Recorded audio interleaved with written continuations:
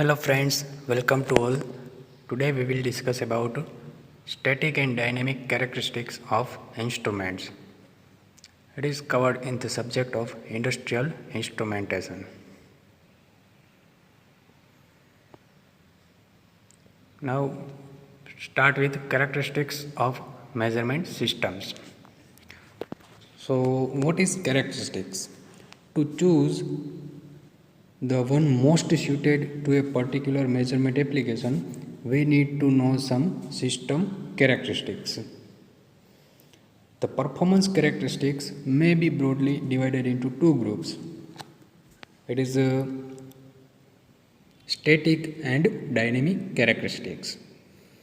It means इसमें ये बात करें कि हमें कोई सिस्टम सिलेक्ट करनी है तो उसकी कैरेक्टरिस्टिक्स हमें ध्यान में रखनी चाहिए as per applications, as per conditions, atmospheric conditions, working conditions. So ये सब हमें ध्यान में रखना चाहिए व्हेन सिलेक्टिंग एनी इंस्ट्रूमेंट और मेजरमेंट सिस्टम्स। तो इसके लिए दो कैरेक्टरिस्टिक्स हमें डिफाइन की है, स्टैटिक और dynamic. First we will see static characteristics. तो the performance criteria for the measurement of quantities that remain constant और वेरी ओनली क्वाइट स्लोली। यानी कि जो भी सिस्टम है उसका परफॉर्मेंस टाइम के साथ वेरी नहीं होता है, अगर होता भी है वेरी तो बहुत ही स्लोली वेरी होता है, यानी कि हम कांस्टेंट ही उसको बोल सकते हैं। तो जिस सिस्टम का परफॉर्मेंस टाइम के साथ वेरी नहीं होता है उसे हम बोलेंगे स्टैटिक कैरेक्टरिस्टिक्स। दूसरा है डायनेमिक कैरेक्टरिस्टिक्स।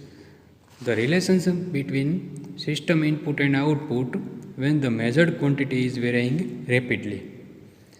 यानी कि जो भी सिस्टम है उसका आउटपुट जो है वो वेरी होता रहता है टाइम के साथ। यानी कि शुरुआत में कुछ और होता है, आगे टाइम बढ़ने के बाद कुछ और हो जाता है, यानी कि कंटिन्यूसली वेरिंग रहता है। तो उस टाइप की कैरेक्टरिस्टिक्स जो है उसे हम बोलेंगे dynamic characteristics, vary with time.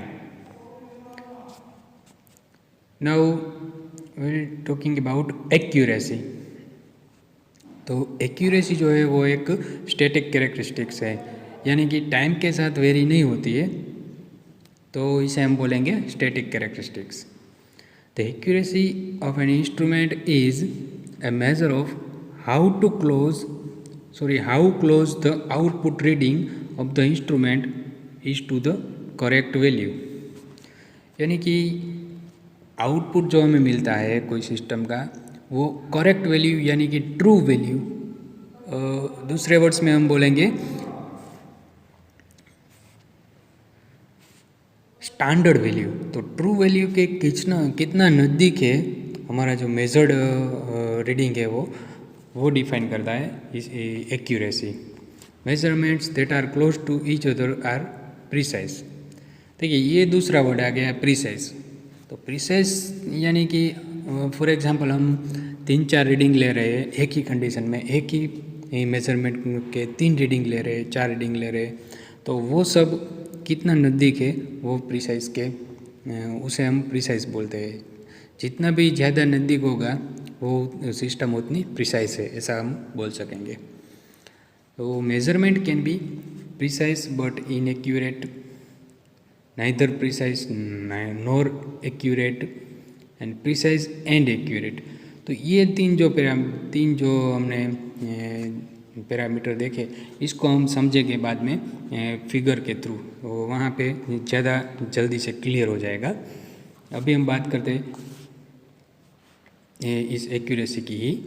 Accuracy is usually expressed in engineering units और as a percentage of the sensor range. देखिए दो तरह के ये यूज़ करते हैं, या तो फिर कोई यूनिट में होता है या फिर परसेंटेज ऑफ रेंज। इसका एग्जाम्पल भी हमने लिया है। फर्स्ट एग्जाम्पल है thermocouple temperature sensor with accuracy of ±1.5 kelvin. यानी कि हम बोल सकते हैं कि कोई थर्मोकपल है, हम जानते हैं थर्मोकपल जो है वो टेम्परेचर सेंसर है, यानी कि वो टेम्परेचर मेज़र करता है और उसके इक्विवेलेंट हमें आउटपुट इलेक्ट्रिकल सिग्नल देता है। तो उसकी एक्यूरेसी जो है वो प्लस और माइनस 1.5 केल्विन, यानी कि या तो ये प्लस 1.5 केल्विन या माइनस 1.5 केल्विन, तो जो उसकी रेंज होती है प्लस 1.5 केल्विन से माइनस 1.5 केल्विन तक ही सीमित रहती है। तो उसे हम बोलेंगे इसकी एक्यूरेसी, यानी कि ये लिमिटेड है, प्लस और माइनस 1.5 केल्विन के अंदर ही रहेगी, तो उसे हम बोलेंगे एक्यूरेसी। दूसरा एग्जाम्पल है orifice flow meters with accuracy of plus और minus 3% of maximum flow range. देखिए ओरिफिस फ्लो मीटर है, अब आगे हमारे सिलेबस में है ही, हम आगे देखने वाले हैं डिटेल में क्या है ओरिफिस फ्लो मीटर, लेकिन अभी हम ऐसा मान सकते हैं कि ये फ्लो मीटर है, यानी कि फ़्लो को मेज़र करता है। फ़्लो किसी भी लिक्विड का फ़्लो हो सकता है, तो इंडस्ट्री में तो ऐसा होता ही रहता है फ़्लो, तो फ़्लो का मेज़रमेंट भी चाहिए होता है, तो इसके लिए ओरिफिस प्लेट का यूज़ करते हैं। तो इसकी एक्यूरेसी जो है वो प्लस और माइनस 3%, यानी कि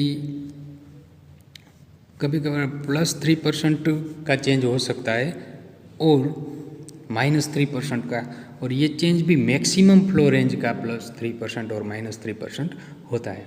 तो इसको हम बोलेंगे एक्यूरेसी। ये तीन जो हमने पैरामीटर देखे, इसे हम बाद में डिस्कस करते हैं। दूसरा है प्रिसाइजन, अभी हमने देखा था वही अभी देखते हैं क्या है। Precision is defined as the ability of instrument to reproduce a certain set of readings within given accuracy, यानी कि कोई एक इंस्ट्रूमेंट है, उससे हम सर्टेन सेट ऑफ रीडिंग्स, यानी कि मान लीजिए 5 रीडिंग या 10 रीडिंग लेते हैं, तो एक्यूरेसी भी कांस्टेंट है, तो उसके हिसाब से जो रीडिंग आता है वो कितना एक दूसरे से नज़दीक है, वो उसे हम प्रिसाइजन बोलेंगे।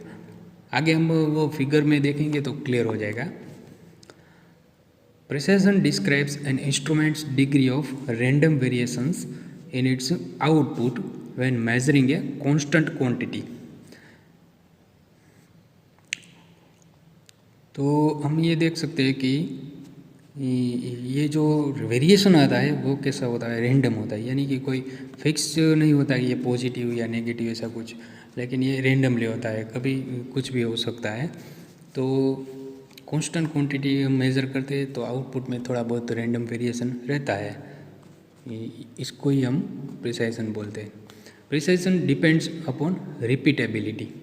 रिपीटेबिलिटी यानी कि एक ही रीडिंग हम बार बार लेंगे तो उसे हम क्या बोलेंगे, रिपीटेबिलिटी। एक ही रीडिंग एक ही इंस्ट्रूमेंट की मदद से, और मेज़र करने वाला पर्सन भी एक ही होगा, सब कुछ सेम होगा, और एक ही रीडिंग हम बार बार लेंगे तो उसे हम बोलेंगे रिपीटेबिलिटी। यहाँ पे डेफिनेशन दी गई है रिपीटेबिलिटी की। Repeatability is defined as ability of instrument to produce a group of measurements of some measured quantity made by some same observer using same instrument under same conditions, यानी कि सब कुछ same रहेगा और हम बार बार रीडिंग लेते रहेंगे, तो उस इंस्ट्रूमेंट का, एक ही इंस्ट्रूमेंट से हम बार बार रीडिंग लेंगे, एक ही मेथड से सब कुछ सेम रख के, तो क्या होना चाहिए, सेम रीडिंग आना चाहिए। तो ये इसे बोलते हैं रिपीटेबिलिटी। अब देखिए यहाँ पे एग्जांपल दिया है कि प्रिसाइजन और एक्यूरेसी में क्या अंतर है। कभी कभार लोग ऐसा मानते हैं कि दोनों एक ही है, दोनों सेम है, लेकिन ऐसा नहीं होता है।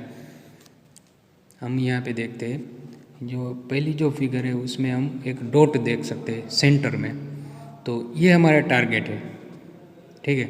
अब हम मेज़र करते हैं, ये दूसरी फिगर में देखिए, जो हमारा टारगेट सेंटर में जो है वो हमारा टारगेट है, लेकिन एक्चुअल हम मेज़र करते हैं तो हमारा टारगेट सेंटर से काफ़ी दूरी तक है। एक टारगेट थोड़ा नज़दीक दिखता है, बाकी के सब टारगेट जो है वो एकदम दूरी पर है तो उसे हम क्या बोलेंगे, एक्यूरेसी लो है, क्योंकि टारगेट के नज़दीक नहीं है तो एक्यूरेसी लो बोलेंगे। और प्रिसिशन भी लो है, क्यों? क्योंकि सभी टारगेट चारों दिशाओं में हम देख सकते हैं कि यहाँ पे यहाँ पे यहाँ पे यहाँ पे। तो क्या है कि अगर प्रिसिशन सिस्टम जो है वो प्रिसाइज होती तो ये टारगेट काफ़ी नज़दीक होते, लेकिन ये सारे चारों दिशाओं में है और दूरी भी ज़्यादा है, तो हम बोलेंगे ये सिस्टम जो है वो लो प्रिसिशन है और एक्यूरेसी भी कैसी है, लो है। अब तीसरा केस देखते हैं। ये केस में देखिए रीडिंग देख सकते हैं हम एक ही जगह पे 4-5 रीडिंग जो है 5 टारगेट है वो एक ही जगह पे आए हैं, यानी कि ये सिस्टम प्रिसाइज तो है लेकिन हमारा टारगेट तो सेंटर था, तो सेंटर से तो काफ़ी दूरी पर है, इसलिए ये एक्यूरेट नहीं है सिस्टम लेकिन प्रिसाइज है, क्योंकि सभी रीडिंग जो है वो एक ही जगह पे ऑलमोस्ट आ रहे हैं। तो ये इस सिस्टम को बोलेंगे हाई प्रिसाइशन और लो accuracy.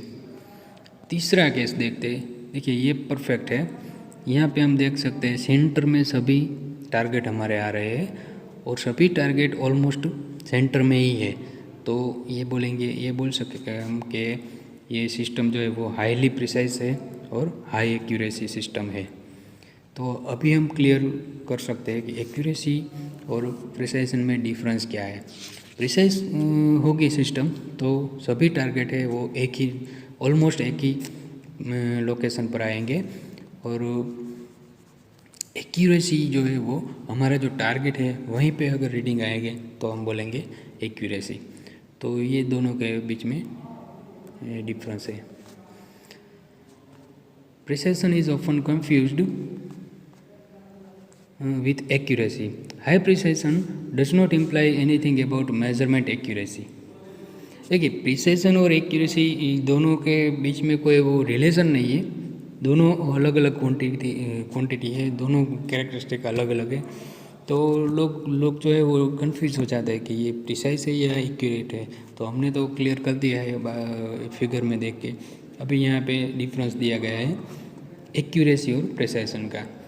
Accuracy represents degree of correctness of the measured value with respect to true value। ये ऑलरेडी हमने देख लिया है कि ट्रू वैल्यू जो है उससे कितना नज़दीक है हमारा मेजरमेंट, वो एक्यूरेसी से हम देख सकते हैं। प्रिसिशन जो है वो precision represents degree of repeatability of several independent measurements of desired input at the same reference conditions. तो ये भी हमने देखा कि कोई एक मेज़रमेंट हम कर रहे हैं, सभी कंडीशंस सेम रख के हम बार बार मेज़रमेंट कर रहे हैं तो उसे हम रिपीटेबल भी बोलते हैं। और इसका जो अब सभी जो रीडिंग आते हैं वो अगर सेम लोकेशन पे आते हैं, यानी कि सेम नहीं है फिर भी इसका जो अंतर है वो बहुत ही कम रहता है, तो हम बोलेंगे ये system precise. Accuracy of instrument depends on systematic errors, यानी कि जो भी सिस्टमेटिक एरर है उसके ऊपर डिपेंडेंट है एक्यूरेसी। और precision of instrument depends on factors that case random और एक्सीडेंटल एरर्स, यानी कि प्रिसिशन जो है वो रैंडम होता है, इसका कोई फिक्स नहीं होता है, या फिर एक्सीडेंटल एरर जो रेगुलर इंस्ट्रूमेंट में या सिस्टम में नहीं होती है लेकिन कभी कभार कुछ एक्सीडेंशियल आ जाती है, तो उसकी वजह से प्रिसिशन जो है वो चेंज हो जाता है। तो ये दोनों में अंतर है एक्यूरेसी और प्रिसिशन में। अब है रिसोल्यूशन और डिस्क्रिमिनेशन।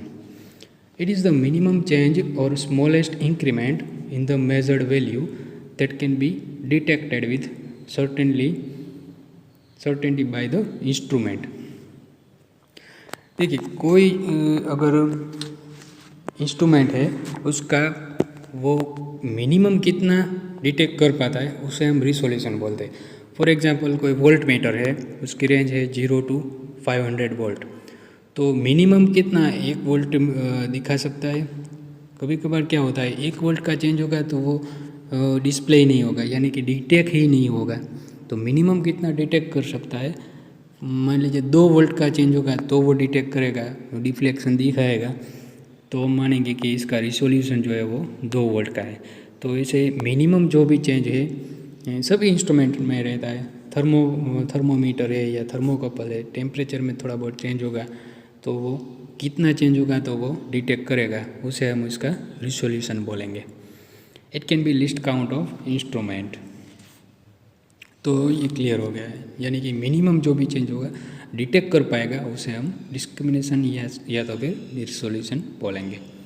उसके बाद है डेड स्पेस, और दूसरे वर्ड्स में इसे हम थ्रेशोल्ड भी बोल सकते हैं।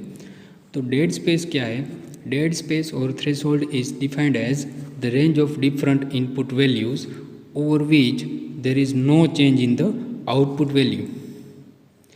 यानी कि इनपुट की कुछ रेंज होती है, वो वैल्यू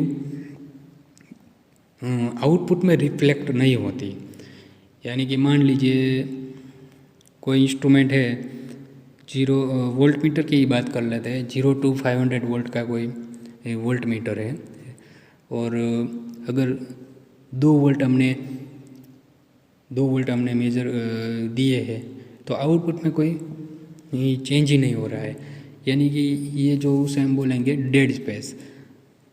मान लीजिए 5 वोल्ट देते तो आउटपुट दिखाना स्टार्ट होता है, तो यानी कि ये जो 5 वोल्ट का जो रेंज है उसे हम क्या बोलेंगे? Dead space. यानी कि उस रेंज में इनपुट हम देंगे तो आउटपुट में वो दिखाएगा ही नहीं।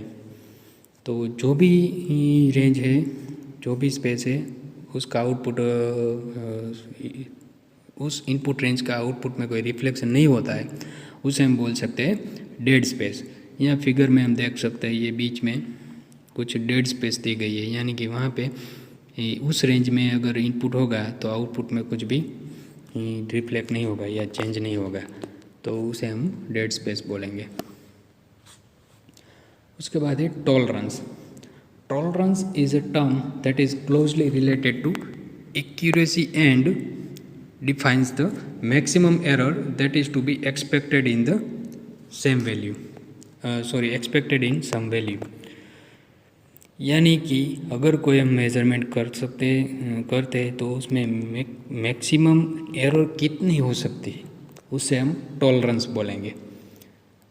अगर मान लीजिए कोई मेज़रमेंट हम कर रहे हैं और उसमें चेंज ±5% का चेंज होता है, तो उसे हम टॉलरेंस बोलेंगे। यानी कि मैक्सिमम ±5% का चेंज हो सकता है, एरर आ सकती है। मिनिमम तो 0 भी हो सकती है, लेकिन मैक्सिमम ±5% चेंज हो सकता है, तो उसे हम बोलेंगे tolerance. Tolerance describes the maximum deviation of a manufactured component from some specified value. यानी कि टॉलरेंस से ज़्यादा डेविएशन नहीं हो सकता कोई सिस्टम में। ये क्या दिखाता है? Maximum deviation. यानी कि कोई इंस्ट्रूमेंट का टॉलरेंस ±5% है तो ±6% नहीं हो सकता है, क्योंकि ये मैक्सिमम रेंज ±5% है। तो इसे हम बोलेंगे टॉलरेंस, यानी कि मैक्सिमम डेविएशन जो हो सकता है कोई भी इंस्ट्रूमेंट में या मेजरमेंट में, उसे हम बोलेंगे टॉलरेंस। उसके बाद है range. Range of an instrument defines the minimum and maximum values of A quantity that the instrument is designed to measure। तो मैक्सिमम अगेन सेम थिंग आ गई। अभी मान लीजिए वोल्ट मीटर की हम बात करते हैं, उसकी रेंज 0 to 500 की रेंज है वोल्ट की। तो मिनिमम रेंज क्या है? 0 वोल्ट। मैक्सिमम क्या है? 500 वोल्ट। तो उसकी रेंज क्या हो गई? 500 वोल्ट। तो उसे हम बोलेंगे range. The input range defines the minimum and maximum value of the variable to measure. देखिए रेंज दोनों साइड हो सकती है, इनपुट साइड भी हो सकती है, आउटपुट साइड भी। इनपुट में भी मिनिमम और मैक्सिमम हो सकता है, आउटपुट में भी मिनिमम और मैक्सिमम होता है। The output range defines the minimum and maximum value of the signal given by the transducer. तो ये तो सेम ही हो गया है इनपुट और आउटपुट में। अभी एग्जाम्पल लिया है, assume a temperature transducer which temperature range is from 100 degree centigrade to 250 degree centigrade and the output range is given 4 to 10 millivolt। अब देखिए इसमें मिनिमम टेम्परेचर ट्रांसड्यूसर है तो input range minimum 100 degree centigrade है और maximum है वो 250 degree centigrade है। और आउटपुट में मिनिमम 4 मिली वोल्ट है और मैक्सिमम 10 मिली वोल्ट है। यानी कि अगर 100 डिग्री सेंटीग्रेड के प्रोपोर्शनल में हमें 4 मिली वोल्ट मिलता है तो 250 डिग्री सेंटीग्रेड इनपुट में हमें 10 मिली वोल्ट होगा। तो ये हो गया हमारा कैलिब्रेशन। तो ऐसे हम रेंज डिफाइन कर सकते हैं। और अब देखते हैं स्पान। देखिए ये अभी रिलेटेड टू रेंज जैसा ही है। The input span is the maximum change of the input and the output span is the maximum change of the output. तो अभी देखिए इनपुट स्पान में क्या हम डिफाइन करेंगे कि maximum input minus minimum input is equal to जो answer आएगा उसे हम बोल सकेंगे input span.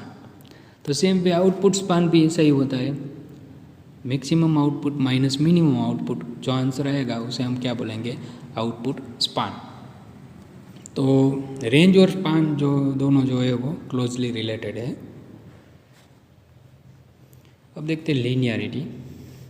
It is normally desirable that the output reading of an instrument is linearly proportional to the quantity being measured.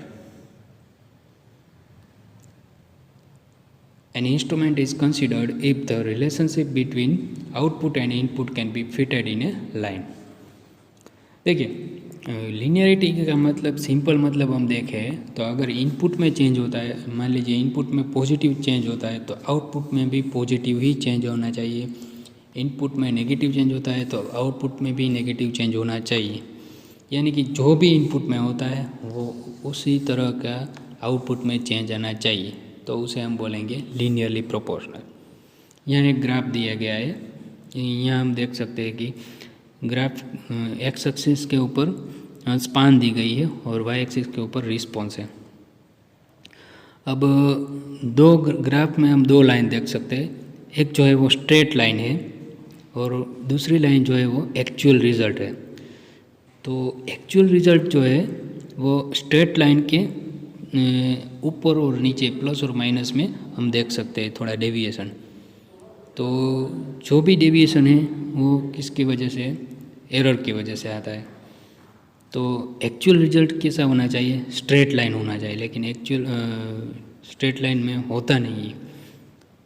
तो यानी कि वो क्या है, non linear system, non linearity बोलेंगे सिस्टम की।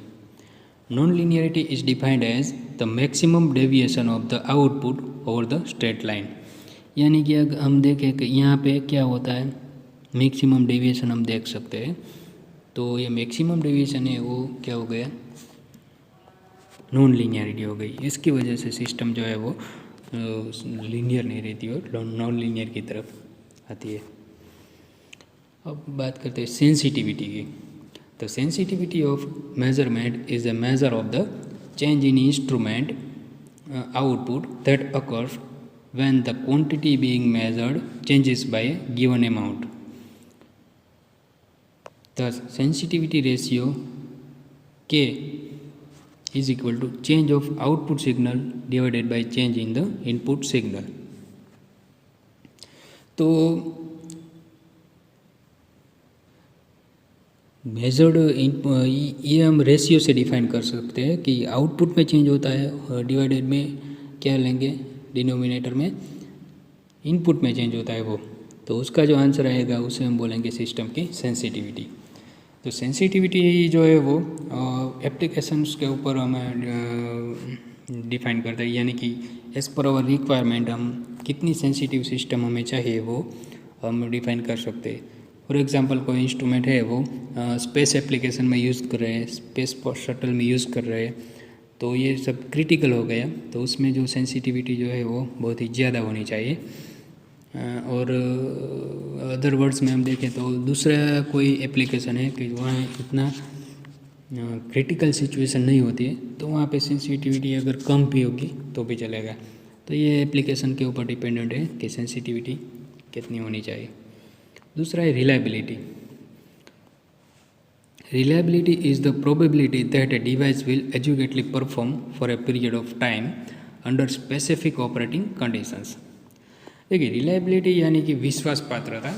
अगर कोई सिस्टम है वो हमने डिज़ाइन की है तो वो पर्टिकुलर कंडीशन में पर्टिकुलर टाइम के लिए अच्छे से वर्क कर रही है या नहीं। अगर वो अच्छे से वर्क कर रही है तो हम बोलेंगे कि ये जो सिस्टम है जो रिलायबल है। तो हमने अभी अभी बात की थी कि स्पेस एप्लीकेशन के लिए कुछ सेंसर्स वगैरह का यूज़ करते हैं तो वो रिलायबल होने चाहिए, यानी कि जो भी कंडीशन के लिए डिज़ाइन किए गए उस कंडीशन में प्रॉपरली वर्क करने चाहिए। तो वो रिलायबिलिटी जो है वो ज़्यादा होनी चाहिए, वो क्रिटिकल सिचुएशंस में हम वर्क कर रहे हैं इसलिए। Some sensors are required for safety और product quality and therefore they should be very reliable. तो सेफ्टी का है, जो कोई इंस्ट्रूमेंट सेफ्टी के लिए हमने यूज़ किया है तो उसके भी रिलायबिलिटी ज़्यादा होनी चाहिए। अदरवाइज़ क्या होगा कि इक्विपमेंट की भी सेफ्टी नहीं रहेगी और पर्सन्स जो है ऑपरेट कर रहे हैं उसकी भी सेफ्टी नहीं रहेगी। तो ये ऐसी क्रिटिकल सिचुएशन में जो इंस्ट्रूमेंट और सिस्टम हम यूज़ कर रहे हैं उसकी रिलायबिलिटी ज़्यादा होनी चाहिए। Instrument drift, it is defined as the variation of output for a given input caused due to change in sensitivity of the instrument due to certain interfering inputs like temperature changes, component instabilities, etc. देखिए drift जो है वो एक type की error है। तो क्यों आती है सिस्टम में? तो आउटपुट में वेरिएशन आता है क्योंकि इनपुट में जो है वो सेंसिटिविटी चेंज होती है। क्यों चेंज होती है? तो उसका रीज़न भी कुछ दिया गया है कि मान लीजिए टेम्परेचर में चेंजेस होता है तो उसकी वजह से इनपुट में चेंजेस होता है और वो रिफ्लेक्ट होता है आउटपुट में, तो उसके वजह से क्या होगा, एरर आएगी। कुछ कई बार क्या होता है, कुछ कंपोनेंट की इंस्टेबिलिटी की वजह से भी एरर आ सकती है, तो इसे हम बोलेंगे drift. Prime sources occurs as chemical structural changes and changing mechanical stress। ये जो है वो सोर्सेज कॉमनली देखे गए हैं कि कुछ केमिकल स्ट्रक्चरल चेंजेस होते हैं या फिर मैकेनिकल स्ट्रेसेस में कुछ चेंज होता है तो उसकी वजह से ड्रिफ्ट आ सकती है। Drift is a chemical phenomena for which the observed effects are that the sensitivity and offset values vary. तो ये एक देखिए कॉम्प्लेक्स इसलिए बोलते हैं, इसका कुछ फिक्स नहीं होता है कि मान लीजिए टेम्परेचर का चेंज हुआ, कुछ पॉजिटिव टेम्परेचर इंक्रीज़ हुआ, कई बार टेम्परेचर डिक्रीज़ होता है तो उसका कितना आउटपुट में इफ़ेक्ट होगा, कितना इंटरफियर करेगा, वो सब जो है वो कॉम्प्लेक्स होता है।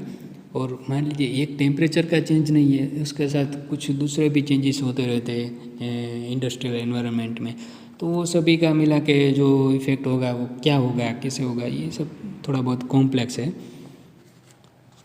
It also can be alter the accuracy of the instrument differently at the various amplitudes of the signal present.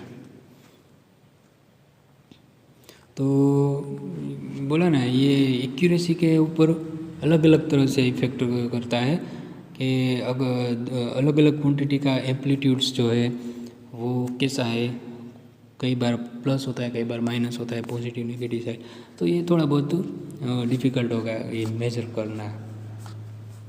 देखिए अब ग्राफ की मदद से समझेंगे कि ड्रिफ्ट का क्लासिफिकेशन दिया गया है। पहला जो ग्राफ है उसमें हम देख सकते हैं कि एक्स एक्सिस के ऊपर प्रेशर लिया गया है, वाई एक्सिस के ऊपर स्केल रीडिंग है। नॉमिनल कैरेक्टरिस्टिक्स हमने दिखाई गई है, ये जो है वो डॉटेड लाइन हम देख रहे हैं, ये नॉमिनल कैरेक्टरिस्टिक्स है। And characteristics with zero drift. देखिए ड्रिफ्ट का 3 टाइप की ड्रिफ्ट हम डिफाइन करेंगे अभी। ये पहली जो देख रहे हैं वो क्या है, कैरेक्टरिस्टिक विथ जीरो ड्रिफ्ट, यानी कि कैरेक्टरिस्टिक तो सेम है लेकिन यहाँ पे हम देख रहे हैं 0 से स्टार्ट होनी चाहिए लेकिन 0 से नहीं होती है और थोड़ा ऊपर से होती है। तो ये जो रेंज है 0 से ऊपर जहाँ से स्टार्ट होती है उससे हम क्या बोलेंगे, ड्रिफ्ट बोलेंगे, जीरो ड्रिफ्ट। अब दूसरा केस ले लेते हैं। इसमें क्या है, देखिए नॉर्मल कैरेक्टरिस्टिक हमने डॉटेड लाइन से दिखाई गई है, और कैरेक्टरिस्टिक्स विथ सेंसिटिविटी ड्रिफ्ट, कई बार उसे स्पान ड्रिफ्ट भी बोलते हैं। तो ये कैरेक्टर सेंसिटिविटी ड्रिफ्ट की वजह से क्या होता है, शुरू तो 0 से होती है, लेकिन आगे जाते जाते जैसे जैसे टाइम बढ़ता जाएगा वैसे वैसे आउटपुट में जो है वो ड्रिफ्ट हम चेंज देखते जाएंगे। यहाँ देखिए यहाँ पे कितना डिफरेंस हो गया है। शुरू तो दोनों एक 0 से ही हुए थे, लेकिन यहाँ पहुँचते पहुँचते काफ़ी कुछ चेंज हो गया है, तो उसे बोलेंगे सेंसिटिविटी ड्रिफ्ट। अब तीसरा केस है, उसमें क्या है, दोनों को मर्ज कर दिया, यानी कि दोनों इफेक्ट अगर कोई सिस्टम में है, 0 ड्रिफ्ट भी है और सेंसिटिविटी ड्रिफ्ट भी है, तो उसे कंबाइंडली हम बोलेंगे जोनल ड्रिफ्ट। देखिए यहाँ पे हम 0 ड्रिफ्ट भी देख सकते हैं, और ये दोनों लाइन पैरेलल नहीं है। देखिए यहाँ पे डिस्टेंस थोड़ा ज़्यादा है, यहाँ कम है, तो यानी कि सेंसिटिविटी ड्रिफ्ट भी है और 0 ड्रिफ्ट भी है, तो दोनों है, इसलिए उसको तीसरा नाम दिया गया है। इसे हम बोलेंगे जोनल ड्रिफ्ट। तो वो भी देखने को मिलती है कभी कभी सिस्टम में। तो इस टाइप की सिस्टम अगर है कहीं पे, तो वो बहुत कॉम्प्लेक्स होता है, क्योंकि इसका एनालिसिस हम नहीं कर पाते कभी क्या इफ़ेक्ट होगी वो, तो ये समझने के लिए भी थोड़ा कॉम्प्लेक्स है। अब dynamic characteristics, speed of response. देखिए हमने देखा था डायनेमिक कैरेक्टरिस्टिक्स जो है वो टाइम के साथ वेरी होती रहती है। इसी कैरेक्टरिस्टिक्स को हम डायनेमिक कैरेक्टरिस्टिक्स बोलते हैं। पहले हम देखते हैं speed of response. It is defined as the rapidity with which measurement system responds to changes in measured quantity. It is one of the dynamic characteristics of a measurement system. यानी कि क्या दिखा रहा है कि rapidity with which measurement system responds to changes in measured quantity. तो measured quantity में changes की वजह से मेजरमेंट में जो चेंजेस होता है, बराबर है, वो बोलते हैं स्पीड ऑफ रिस्पॉन्स। दूसरा है fidelity. It is defined as the degree to which the measurement system indicates changes in the measured quantity without any dynamic error. यानी कि हम जो चेंजेस इंडिकेट करते हैं मेजरमेंट में यानी एरर इंट्रोड्यूस नहीं हो, एरर के इंट्रोड्यूस होने से पहले जो मेजर करते हैं, यानी कि विदाउट एनी एरर जो भी हम मेजर कर सकते हैं उसे हम बोलेंगे सिस्टम की फिडिलिटी, और ये भी एक डायनेमिक कैरेक्टरिस्टिक है। अब डायनेमिक एरर, देखिए डायनेमिक एरर है वो एक सिंपल एरर के जैसी एरर ही है, लेकिन वो स्टैटिक एरर है। It is the difference between the true value of the quantity changing with time. देखिए क्यों ऐसा लिया है चेंजिंग विथ टाइम, क्योंकि ये डायनेमिक एरर है। And the value indicated by the measurement system, इसका डिफरेंस है। If no static error is assumed, देखिए स्टैटिक एरर हमने एज्यूम नहीं किया है और टाइम के साथ वेरिंग कोई सिस्टम है, उसका ट्रू वैल्यू जो है और मेजर वैल्यू का डिफरेंस हम लेंगे तो उसे हम बोलेंगे डायनेमिक एरर। इससे हम it is also called measurement error. It is one of the dynamic characteristics. तो सिंपल सा है, सिंपल स्टैटिक एरर है वैसे ही डायनेमिक एरर होती है। Now measuring lag, it is the retardation delay in the response of a measurement system to changes in the measured quantity. It is of two types. देखिए कोई system है उसमें delay आता है, यानी कि सिस्टम का आउटपुट इनपुट और आउटपुट में रिस्पॉन्स में कुछ डिले आता है, तो उस सिस्टम को उसे हम बोलेंगे मेजरिंग लैग। दो टाइप का होता है, पहला है retardation type. The response begins immediately after a change in measured quantity has occurred. यानी कि अगर चेंज कुछ हुआ तो इमीडिएटली आउटपुट में वो रिफ्लेक्ट हो जाएगा, यानी कि आउटपुट में चेंज दिखा देगा, तो उसे हम बोलेंगे रिटार्डेशन टाइप मेजरिंग लैग। दूसरा है टाइम डिले, तो उसका नाम ही दिख रहा है टाइम डिले, तो यही होगा, the response of the measurement system begins after a dead zone after the application of the input. यानी कि अगर इनपुट में चेंज हुआ तो डायरेक्टली जो है इमीडिएटली हमें आउटपुट में चेंज नहीं मिलेगा, ये थोड़ा समय लेगा और कुछ समय के बाद आउटपुट में वो रिफ्लेक्ट होगा। तो इस टाइप के लेग को हम बोलेंगे टाइम डिले लेग। तो ये सब हो गया डायनेमिक कैरेक्टरिस्टिक्स। Thank you.